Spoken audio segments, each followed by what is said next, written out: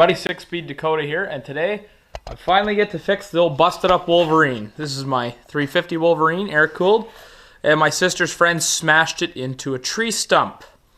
So I did a huge, gigantic parts order online and got everything. I got new front fenders, or the whole front fender assembly. I got the new lower grille, front grille, I have a new control arm,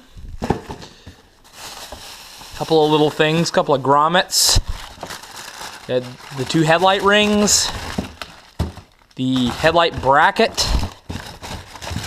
the other headlight ring, got a new oil cooler, of course new headlight buckets. This guy right here is the front guard that you can clearly see is sitting right there. And I think that's just about it. So I'm not going to go over the tools you need for this job since there's going to be a whole ton of them. I might put a list in the description after, but I'll just basically set the camera up and start tearing her apart. Okay, so first thing I'm going to do is start by taking the plastic off. So you got two bolts up here by the fuel tank. They're both a number 6 Allen bit. You have 3 on either side here that hold the front fender to the footwell assembly. Those are also number 4. And well, there used to be one up here. Of course, not anymore. So, I believe this one is a number 7 or number 8. Actually, it might be a number 6, I'm thinking. I'm not sure. I don't have my glasses on, and I don't want to really read it right now.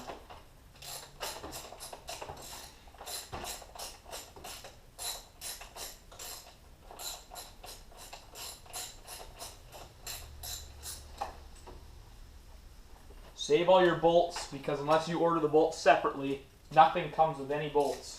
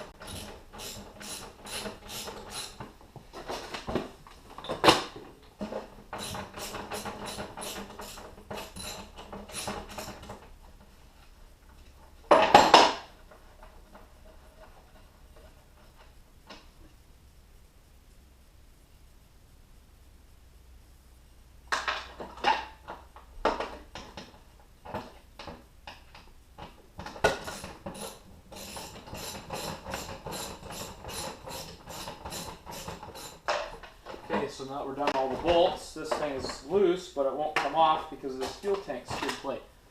So, as you've seen in my valve adjustment video, on this same ATV, no matter, what we need to do, pull the seat up, then there's 4 bolts, 6 bolts, these 2 here, and then 2 on the side.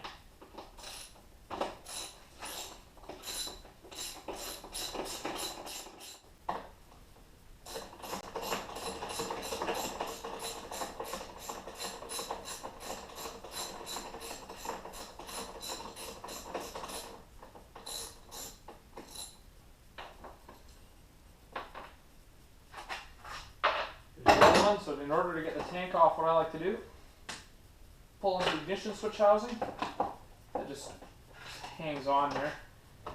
Briefly take the fuel cap off. Do this quickly, especially if you're in an enclosed space like this. Lift straight up on it. You're going to have to kind of try to twist it out.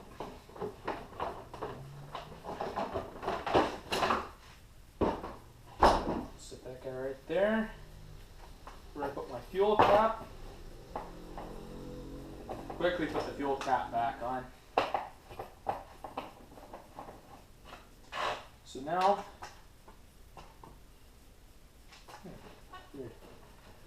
Now in order to get the front plastic off, just carefully lift. Should come right out. Now there are 3 electrical connectors for that little display.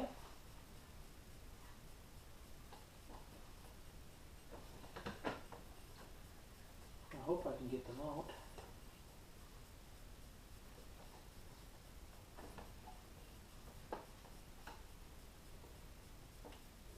Oh, there we go.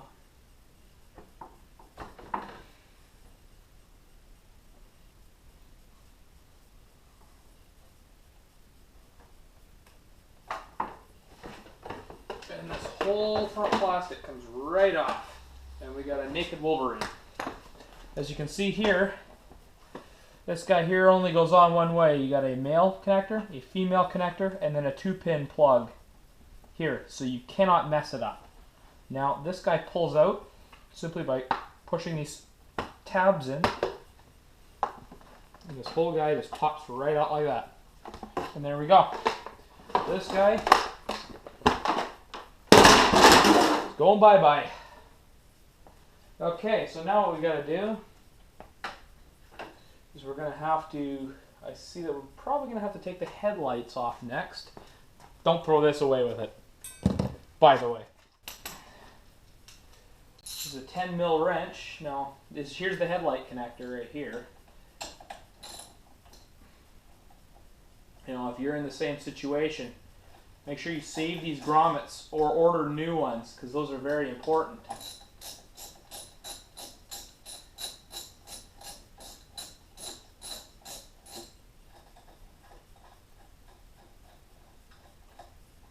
I had to order a new one because I believe one fell off. I may still have it, I'm not entirely certain. There's 3 bolts that hold each headlight housing on. As you can see, there's not much left of said headlight housings, but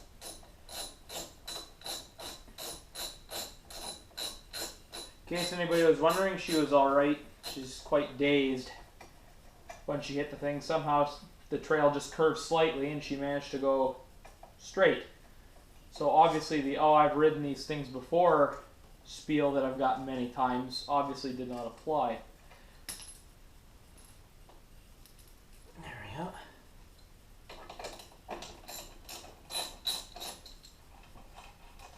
So this aluminum bracket's okay on this side, but the mounting gear down below has been broken off on that side, so they had to get a new one of those. This guy's only held on by one. So all we have to do is squeeze the connector together.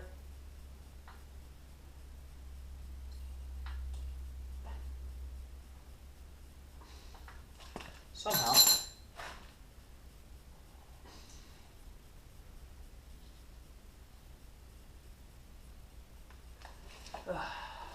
Man, this is, there we go.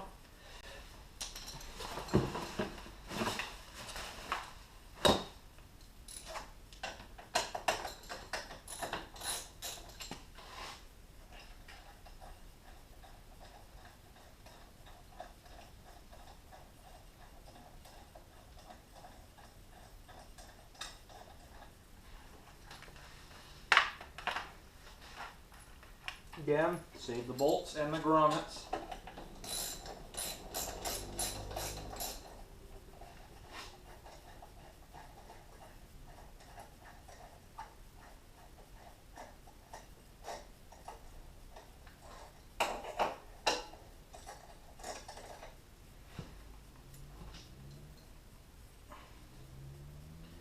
So we're going to have to slide this guy off of here. I might have to end up cutting this cable tie if I can't slide it off. There we go. Of course, the bottom one is broken.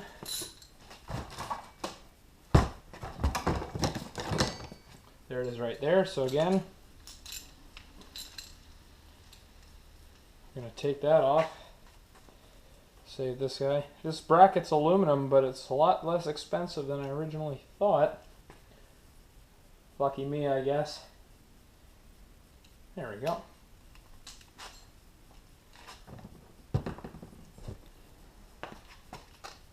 So I think I have all 6 grommets. A little bit bigger than 10.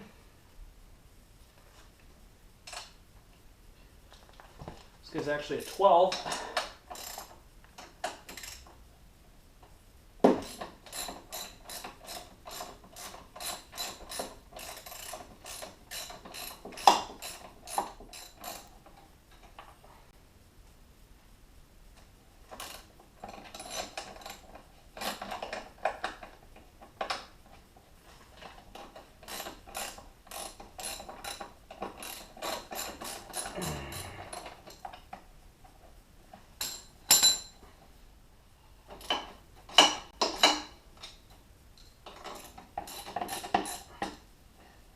Those bars quite busted.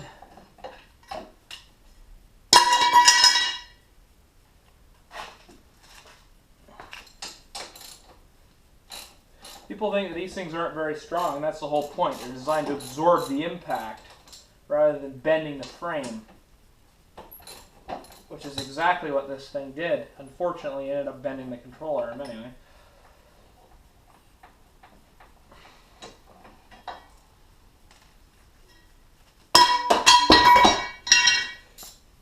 Alright, so this bracket comes off as well, and we could probably sneak it out of here since this ear is broken off underneath.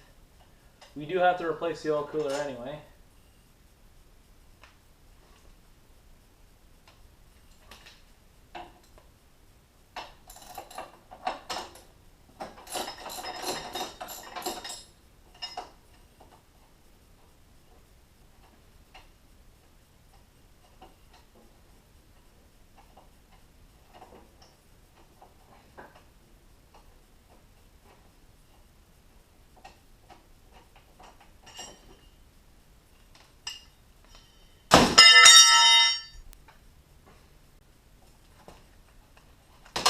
There we go. It's good to crack them loose while they're still on the engine.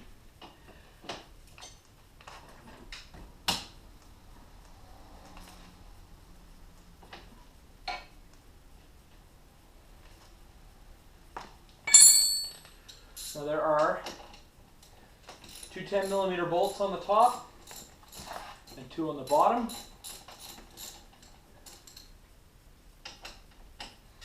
And then there's the grommets that hold them on too. So this guy's popped out of its grommet. Yep. I'll have to fix that later.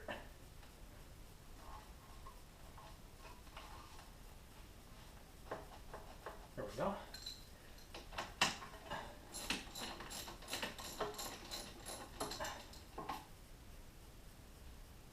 Don't forget about the washer, it's on there.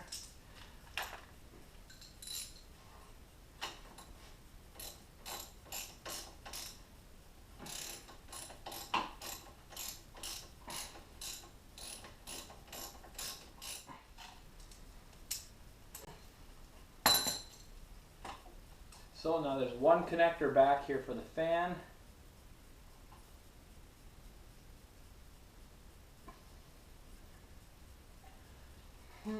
So this one's going to be a pain too.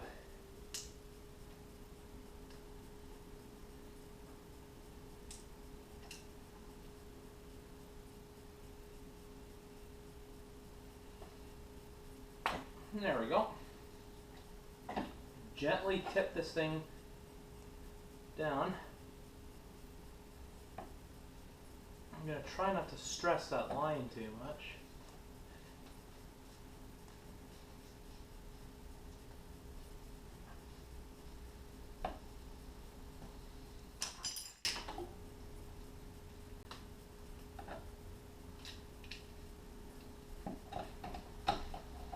So I'm going to try to turn this thing right upside down so we don't have any oil spillage.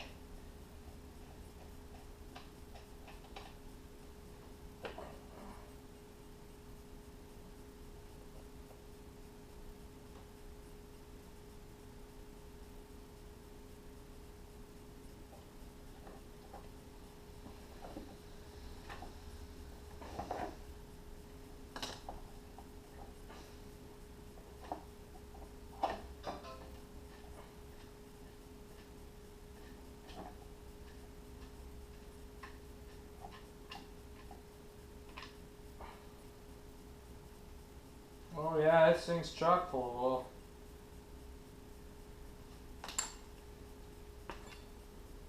And one other thing, probably won't be able to see, but right in there's an O-ring. Gotta save these. This one's all good, still nice and pliable. And since the other one, yeah, the other one looks okay too.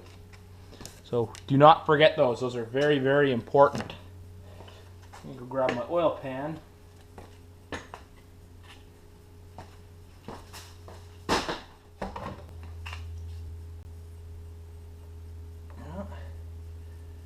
Not as much stuff coming out of it as I originally thought, but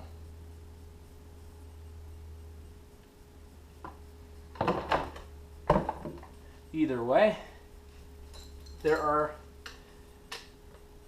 3 10mm bolts here on the very front of the oil cooler, or on the back side, sorry, that hold the fan on. Just remember that the plug orientation goes up since I'm holding the oil cooler upside down right now.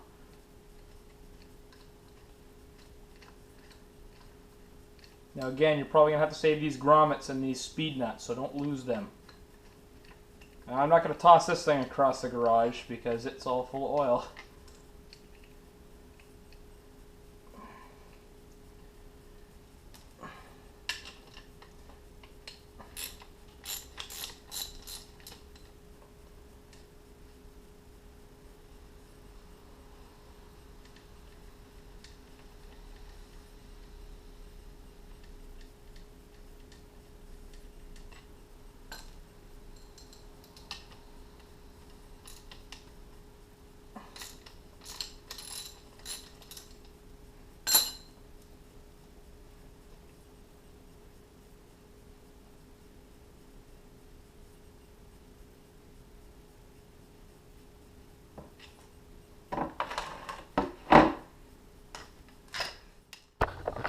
All right, so we're down here on the control arm. Not sure what size these bolts are yet. Definitely not a 13. Definitely a 14.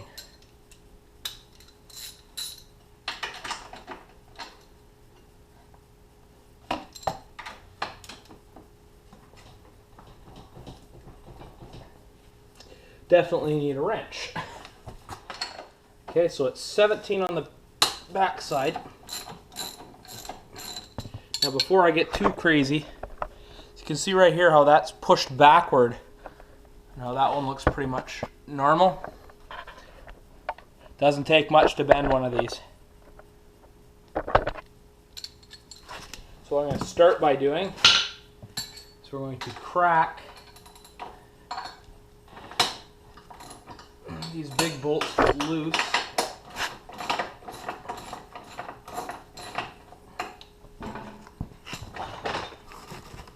May or may not need to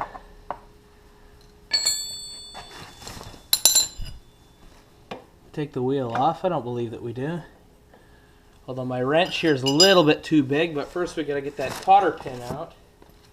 Let's see if I can save it, but I don't think I will, for fairly obvious reasons.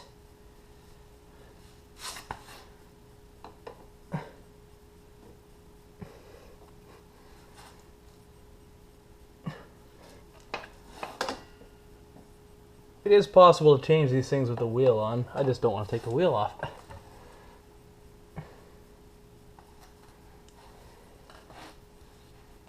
Where's my pocket screwdriver? There we go.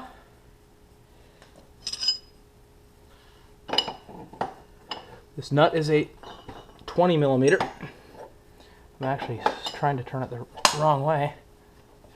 Oh, look at that. Comes right off. It's not actually on there that tight. Now we have the problem of how to get this thing off.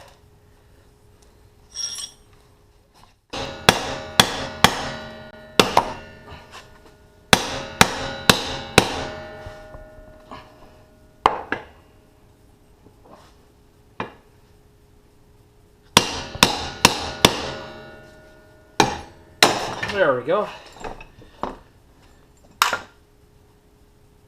Ball joint feels okay.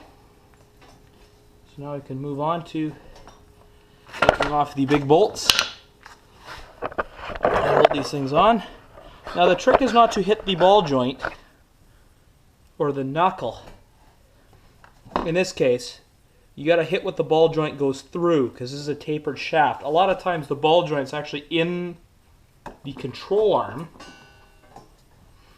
and you have to hit the knuckle because the ball joint goes through it. In this case, it's the other way around. So not a big deal. I was replacing the control arm anyway.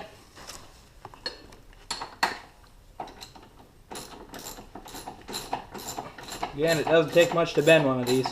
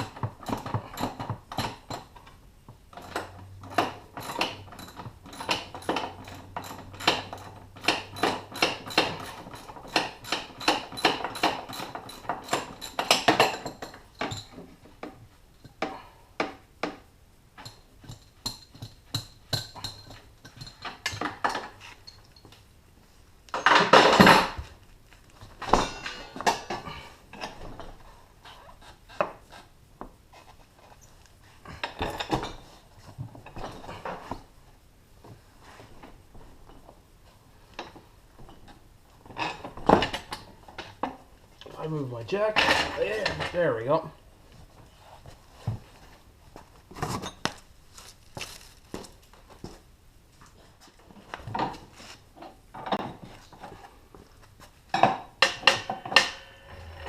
Notice I'm not pressing really hard either.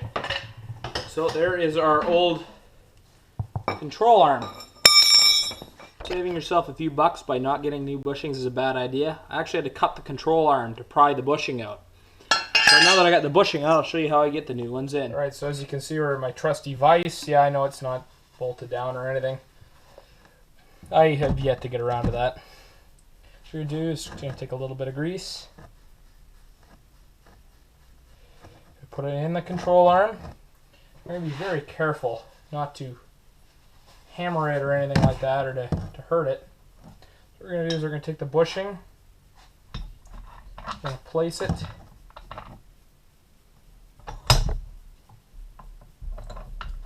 so there's a bit of a trick. You can take it and start to twist it in, I guess, a little bit. I really need to get this thing bolted down.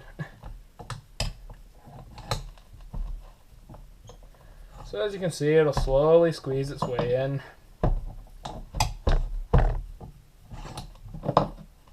Just be gentle.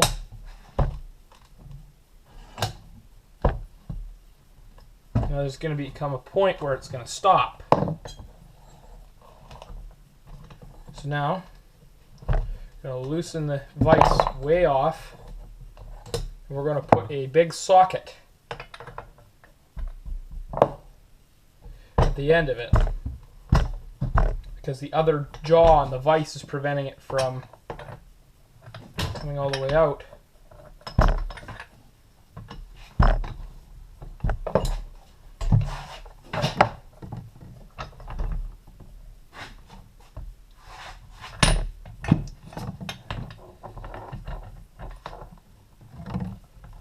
Really, these are best done with a press, but unfortunately, not everybody has access to one of those.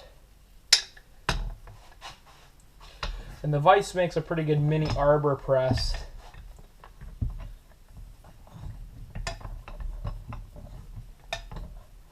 Now, you don't have to get them perfectly centered. I mean, they will eventually center themselves. But you want to get them pretty much to the millimeter.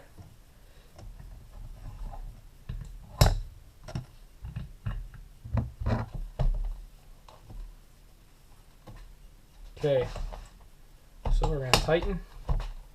It's going to push the bushing in the rest of the way.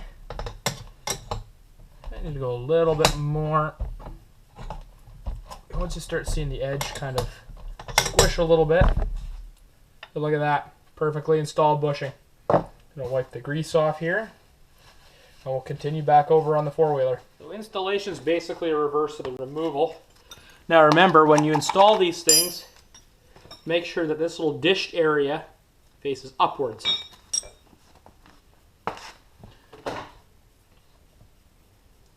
Now you may need a little bit of grease or something to get that thing to slide in.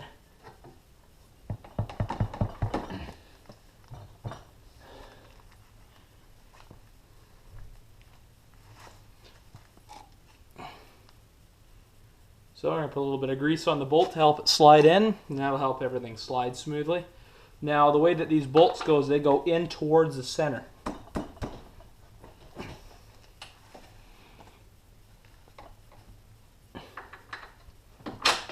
Like that.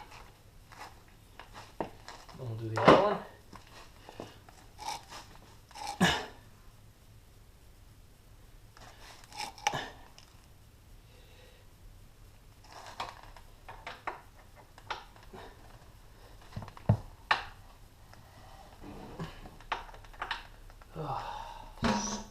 Stupid thing. Not too hard, just a gentle love tap. Don't want to wreck that nice pretty finish on there.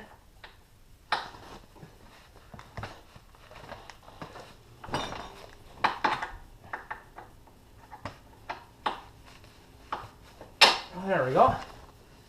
Just be patient with it. It should easily just slide back in. Now these are lock nuts, so make sure that the nylon goes out or you'll never be able to thread it on. Just kind of hard to see because in this case they're quite dirty. No need for anti-seize on these, nothing like that.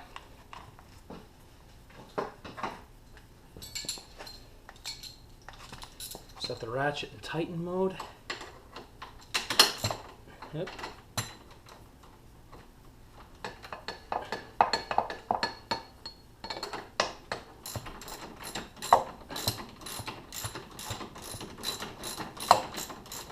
Now we're just going to snug it, or not even snug it.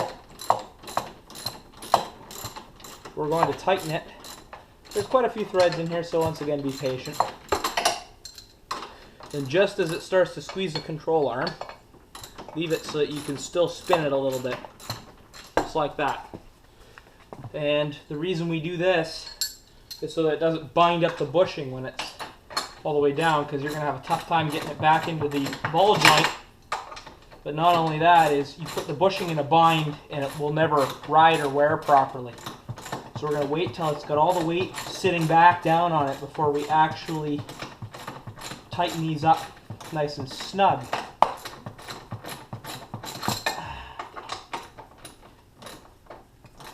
There we go. See how the bolt still turns nicely?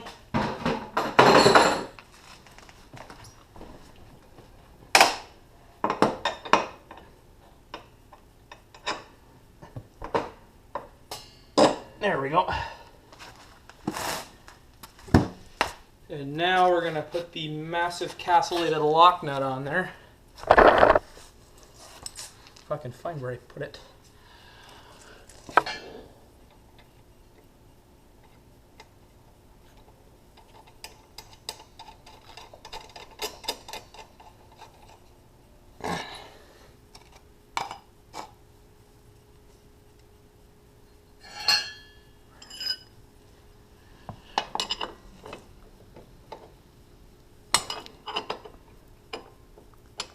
I'm just going to snug it up. Not really too tight, because you will put the ball joint in a bind if you do it up too tight. Now we want to get it lined up, just like my bearing videos, so that the little divot there faces that hole. Then we're going to put the cotter pin through.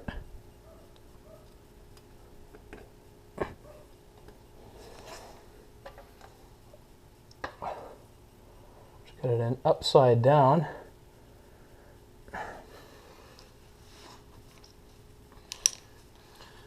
This is a tiny little cotter pin. The bottom one will bend down. And underneath. Look at that, I can bend it with my finger. There we go. And then the top one, just bend upwards a little bit. All this pin does, it doesn't have to be tight in there, as you can see it's loose. All this pin does is prevent this nut from spinning. You'll see pinned things like this on various safety items, such as suspension components. And you actually see a lot of this actually in aircraft. So, that aside from that, I'm going to lift it back up again. Using my little mini jack, haven't used since the early days of 6-speed Dakota. Just wasn't big enough to lift all the heavy vehicles I was working on. Nice for this little thing though.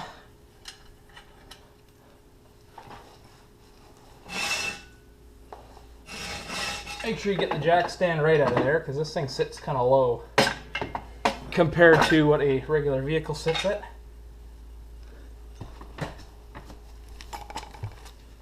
Meaning that you don't want to push it out of the way and leave it sitting here with a step, or it's going to ruin the step. So, we'll let this guy down gently. There we go. And now we can finish tightening these bolts. So flex the suspension a few times. Make sure it's sitting nice at ride height.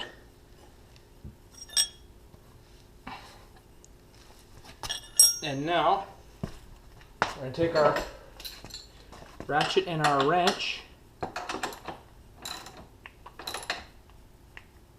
There we go. Snug it up good and tight. Now remember, there's a steel collar in there that pushes out against these ears. So tightening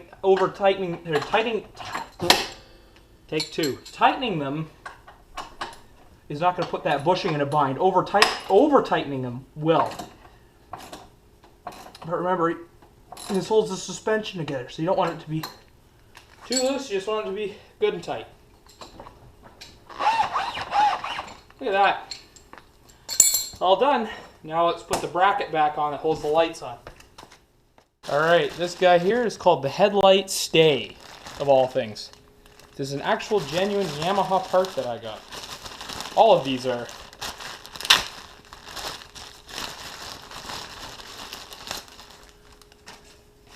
There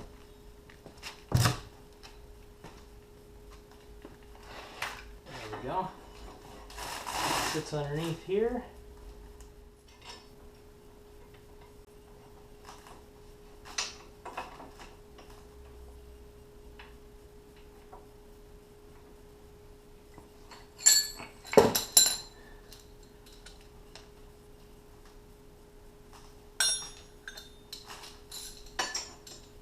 That is a 12mm.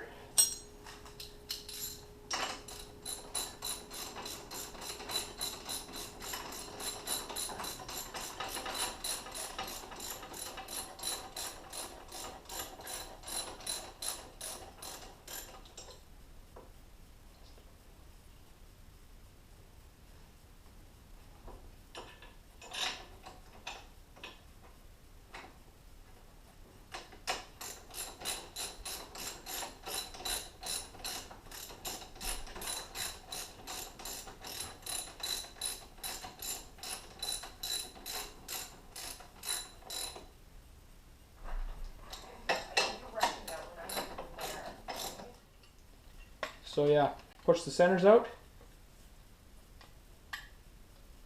just like that.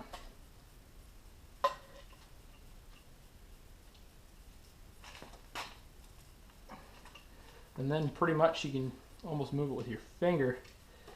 It's easier with a smaller screwdriver.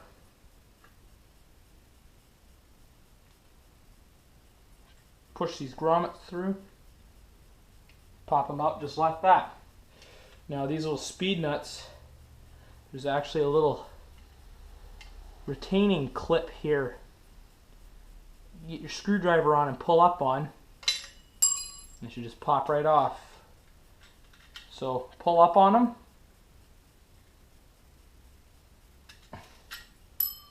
They should just pop right out. The oil cooler looks a hell of a lot nicer than the other one. So again, we're just gonna pop our 3 or 4 grommets in here. These things are a little bit of a pain to get in there. I'll try to stand in front of the camera so you get a good view of me doing these. I don't see a sense in using grease. I mean, nothing really moves on these. This is just for dampening vibrations.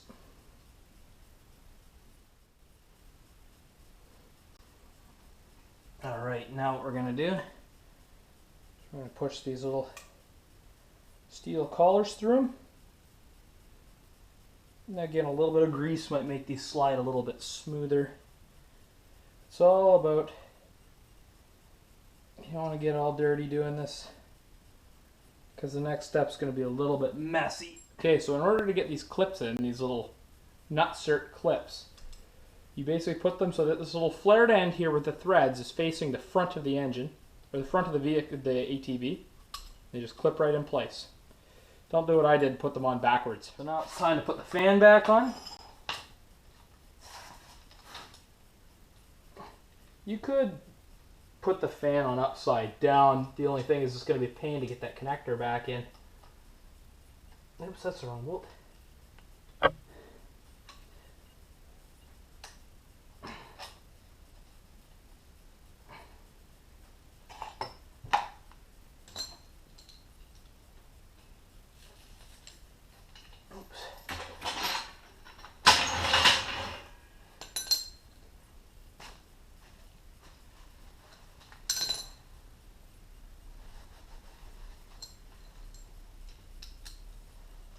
Use the short extension here. Now remember, these fins are very delicate, so be careful, but also they can be like a cheese grater and wreck up your knuckles real bad, so be careful. Now these spring clips, they can't really take a lot of torque, so all you have to do is snug them up.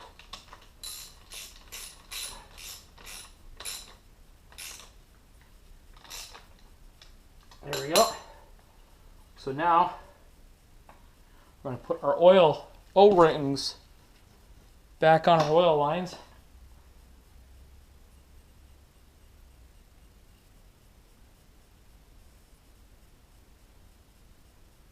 Make sure these are pliable if you plan on reusing them, because if they crack and break, you're going to have a massive oil leak going on.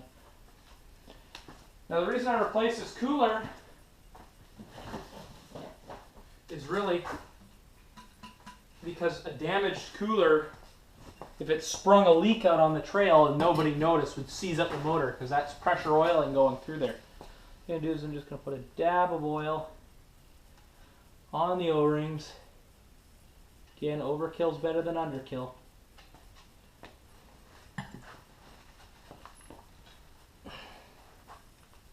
Looks like this cooler got damaged a bit in shipping. Some of these fins are a little bit twisted.